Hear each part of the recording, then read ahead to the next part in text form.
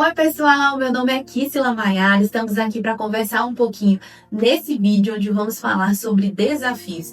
E eu queria que você refletisse sobre quantos desafios você já teve que enfrentar ao longo da sua vida. Pare e pense um pouquinho.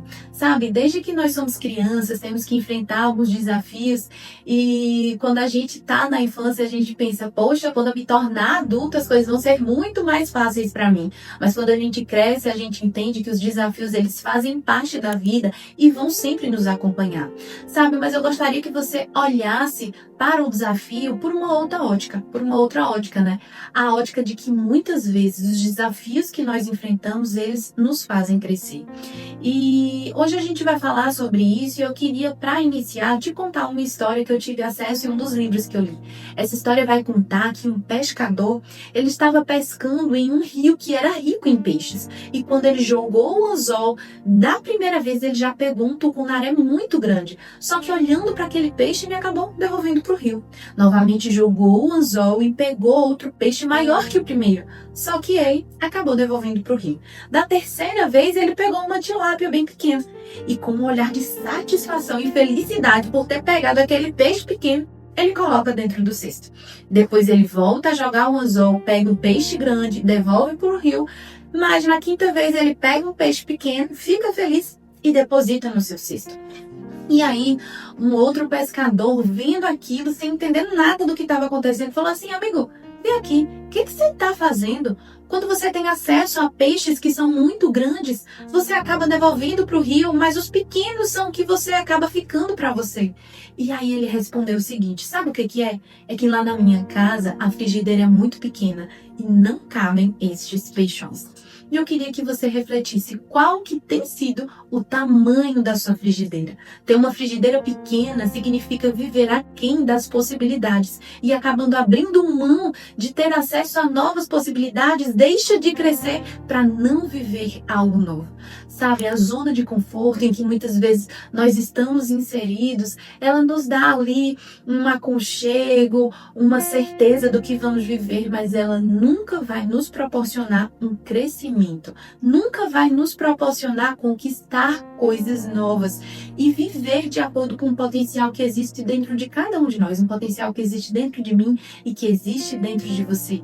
E foi exatamente essa escolha que Nelson Mandela fez. Sabe, Nelson Mandela, ele viveu 27 anos preso na época do apartheid e muitos desses anos ele passou na solitária. Mas ele não se entregou ao que estava vivendo, muito pelo contrário. Ele estudou e se preparou para ser o primeiro presidente negro da África do Sul.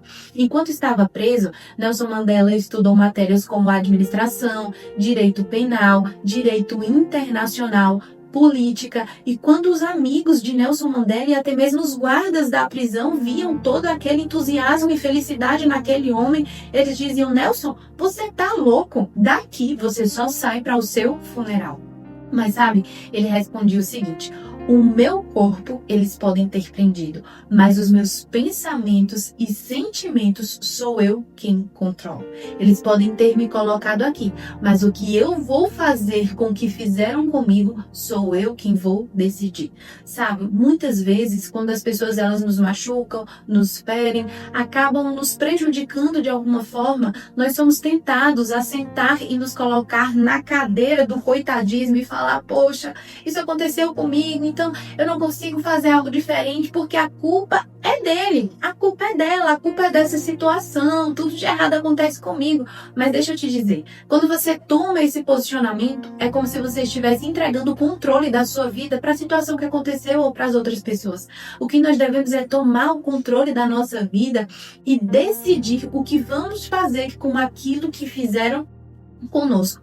E antes de continuar, eu vou te pedir para que você se inscreva no canal, ative o sininho e curta esse vídeo se você estiver gostando do conteúdo até agora, tá bom? E um outro ponto que a gente vai falar é sobre a importância das decisões que nós tomamos todos os dias na nossa vida, sabe? O lugar onde você está e onde você quer chegar vão ser definidos pelas atitudes em que você toma hoje. Como assim, Kissla? Sabe, muitas vezes a gente acaba deixando para tomar atitudes depois. Ou não é verdade? Quantas vezes, a dieta eu vou começar na segunda-feira, poxa, esse curso de inglês aqui eu vou deixar para começar no semestre que vem, e acabar adiando decisões. Os especialistas vão dizer que nós tomamos uma média de 35 mil decisões todos os dias. São muitas decisões, não é verdade? Às vezes nas palestras e nos cursos, quando eu tô ali com os meus alunos e converso e falo assim, pessoal, quantas atitudes vocês acham que nós tomamos por dia? E eles começam a dizer que são muitas atitudes. Eu acho que umas 50 ou 100 por dia. Mas imagine só, né? O como a gente subestima a quantidade de atitudes que nós tomamos todos os dias. 35 mil. Então, onde é que essas atitudes aparecem? Quando você vai acordar, se você quer colocar o celular ali na soneca para levantar, ou se você vai levantar, vai colocar na soneca. Se você vai para o trabalho de carro ou vai de bicicleta, né? Se você vai iniciar esse projeto hoje ou vai deixar para depois.